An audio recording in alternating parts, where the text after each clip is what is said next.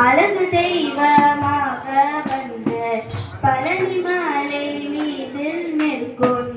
ஆதிசக்தி அன்னை தந்தவாளன் அவன் அசுர தம்மை வென்ற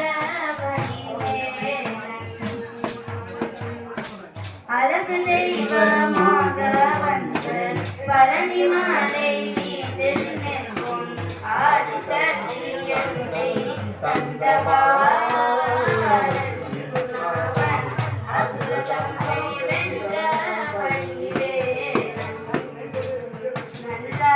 அமுதமெனுவோர் தமிழ் பாடிடும் அன்பகாரன் கருணை செய்குவர் கரண தந்தா முருகா உயர்சீலன்